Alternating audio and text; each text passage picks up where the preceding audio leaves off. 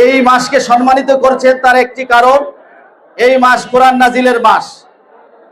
আর এই কোরআন বলা হয়েছে মানুষের কোন কাজে কল্যাণ, কোন কাজে অকল্যাণ, কোনটা সত্য এবং কোনটা মিথ্যা, এইটা বলে দেওয়ার দায়িত্ব হলো কোরআনের।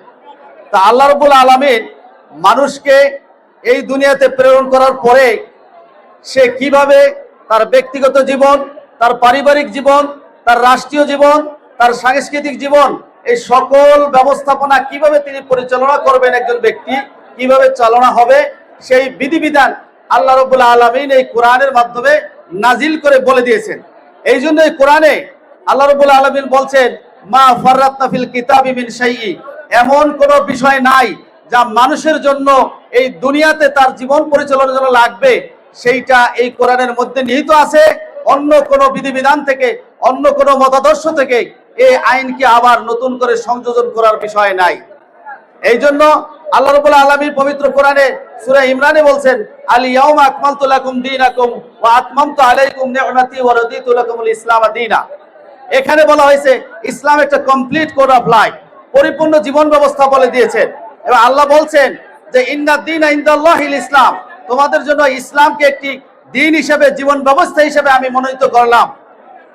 এই যদি হয় আল্লাহ রাব্বুল আলামিনের কথা, এই কোরআনের কথা, এবং এই কোরআনকে যেহেতু, এই বিধিবিধান যেহেতু আল্লাহ রাব্বুল আলামিন রমজান মাসে নাজিল করছেন, এই জন্যই কিন্তু রমজানকে আল্লাহ এত সম্মানিত করা হয়েছে। আপনারা জানেন যে এই রমজান মাসে 17ই রমজান বদর যুদ্ধ হয়েছে, ইসলামের প্রথম বিজয় এই 17ই রমজান হয়েছে। তেমনি ভাবে যেহেতু যারা এই কোরআনের অনুযায়ী যারা ধারণ করবে, নিজেদের জীবনকে পরিচালনা করবে, যে ব্যক্তি, যে পরিবার, যে রাষ্ট্র, যে সমাজ এই কোরআনকে ধারণ করে তাদের জীবন পরিচালনা করবে, তাদেরকেও আল্লাহ সম্মানিত করবেন। যেহেতু কোরআনকে সম্মানিত করছেন, এই রমজানে কোরআনের কারণে রমজানকে সম্মানিত করছেন, তেমনি ভাবে যারাই কোরআনকে ধারণ করবে তাদেরকে আল্লাহ সম্মানিত করবেন ব্যক্তি হিসেবে।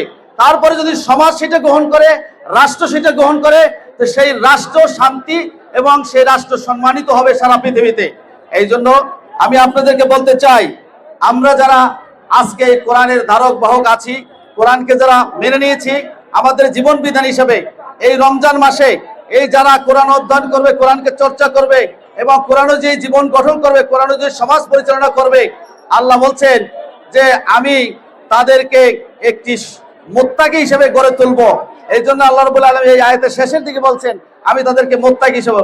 আমাদের সমাজে মুত্তাকির অনেক ধরনের ডেফিনিশন আছে, বেশভূষাকেই সাধারণত মুত্তাকি বলা হয়, কিন্তু আল্লাহ রাব্বুল আলামিন পবিত্র কোরআনে সূরা বাকারার 177 নম্বর আয়াতে বলছেন যে লাইসাল বিররা আন তুওয়াল্লু উজুহাকুম কিবলাল মাশরিকি ওয়াল মাগরিবি, যে পূর্ব পশ্চিমে সেজদা দেওয়ার মধ্যে কল্যাণ নয়, বরং কল্যাণ হচ্ছে আল্লাহর প্রতি ঈমান, রাসূলের প্রতি ঈমান, কিতাবের প্রতি ঈমান এবং ফেরেশতাদের প্রতি ঈমান। এরপরে বলা হয়েছে আতাল মাল আলা হুব্বি যাবিল কুরবা ওয়াল ইয়াতামা ওয়াল মাসাকিন ওয়াবনাস সাবিল, যে অসহায় মানুষের পাশে দাঁড়ানো এবং সালাত কায়েম করা, যাকাত দেওয়া এবং দিন প্রতিষ্ঠার কাজে লেগে থাকা, ধৈর্য ধারণ করা।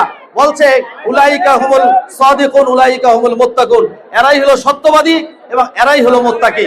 সম্মানিত উপস্থিতি, আমরা এই রমজান মাসে যদি কোরআনকে ধারণ করে চর্চা করে আমরা যদি মুত্তাকি হইতে চাই, তাহলে আমাদের এই সমাজ একটি শান্তিপূর্ণ